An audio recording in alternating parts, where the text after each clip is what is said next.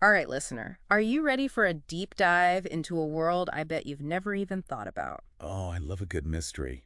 What are we diving into today? Today, we are talking about the surprisingly complex and fascinating world of wood drying kiln operators. Now that you mention it, I know, right? I've always wondered about that. Yeah. What do those folks actually do all day? Well, lucky for us, we got a ton of info on it. Stacks of articles, guides, even interview tips landed on my desk for this one. Oh, wow. Someone must be really curious about me. I know, right?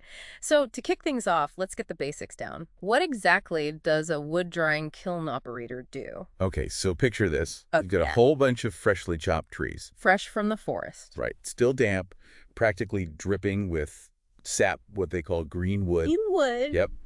And a kiln operator's job is to transform that unusable lumber into the sturdy, dry wood we use for, well, almost everything. So they're basically like lumber magicians, Yeah. taking those soggy logs and turning them into like the walls of our homes and stuff. Exactly. Yeah. And that's where the kiln comes in.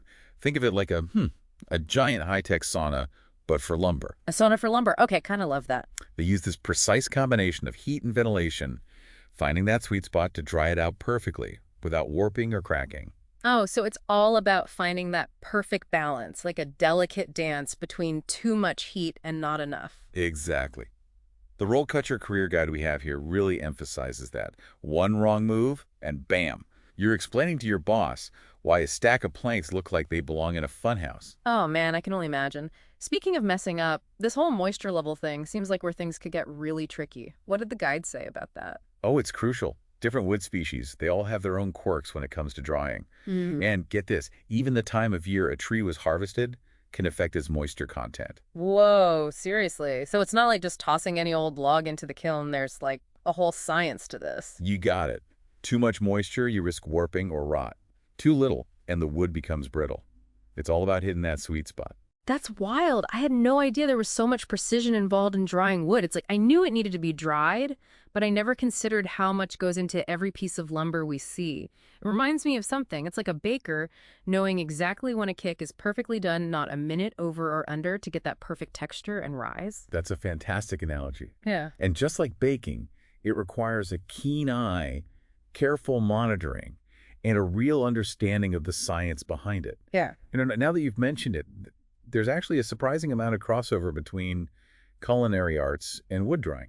That's so cool. Okay, so say someone listening is now totally hooked, right? They're picturing themselves surrounded by these giant lumber saunas ready to become a kiln master. What's their path look like? Is there like a wood drying kiln university they can enroll in? A wood drying kiln university. Yeah, like Kiln Operation 101. Laps. I wish it were that simple. No, all the guides we have emphasize that experience is key here. Really? So no fancy degree required? Nope. We're talking apprenticeships, starting as a junior operator, learning from the ground up, getting your hands dirty. I like it. It's like those old school trades you learn by doing. But what about those who want to move up the ladder? What does that look like?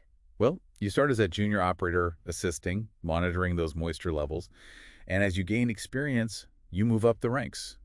Senior operator, maybe even leading your own team someday. Okay, so there's definitely room for growth. You could start as the rookie and end up managing a whole team of kiln operators.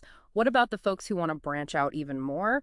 Can you top out as a kiln operator, or are there ways to move around within, like, the whole wood industry in general? Oh, absolutely. Some kiln operators even move into management roles, overseeing entire wood processing operations. Wow, so this seemingly niche skill set can actually open some surprising doors. That's awesome. Speaking of opening doors, our listener mailbag is overflowing with questions about becoming a kiln operator, and you know what they all want to know. How to work those giant lumber saunas, of course. Labs. Well, yeah, eventually. But first, how to ace the job interview. And luckily for them, our stack of resources has that covered. So what are those potential employers really looking for? Well, some questions are straightforward, like describe your experience with drying kilns, that sort of thing. But it's not just about reciting facts. It's all about that passion we talked about earlier, right? You got to show them you live and breathe wood. Exactly. They want to see that spark. The guide actually shared a story about one applicant who wowed the interviewers by talking about the cellular structure of different wood species. Okay, so passion is key. Got it. But what about those curveball questions? The ones that really separate the rookies from the kiln masters? What did our guide say about those? Oh, they want to see you think on your feet.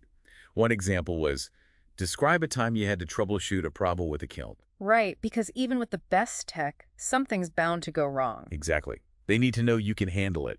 Speaking of tech, we talked about automation earlier. Is that something that comes up in these interviews? Is the future of wood drying all robots? It's a hot topic for sure. Yeah. Some folks might be intimidated, but I see it as an opportunity. Oh, how so? Well, the guide highlighted how those who embrace new tech will have an advantage. So it's less robots versus humans and more like working together? Exactly. Imagine being a kiln optimizer, using data to fine-tune the process. Oh, okay, getting kind of sci-fi now, but I like it. It's about staying curious, adapting to the industry. This deep dive has been full of surprises. I came in thinking we were talking lumber, but I feel like I've glimpsed the future of wood itself. It's pretty amazing stuff. So as we wrap up, one final thought for our listeners. If you can design the wood drying kiln of the future, what would it be like? Ooh, good one. You'd have to honor tradition, but be innovative. Maybe use renewable energy, minimize waste. I love it. Well, there you have it. We went from what does a kiln operator do to a wild ride through the past, present, and future of wood. Who knew drying lumber could be so interesting? Right. It just goes to show every career has hidden depths. You just got to be willing to take the deep dive. Until next time, happy exploring.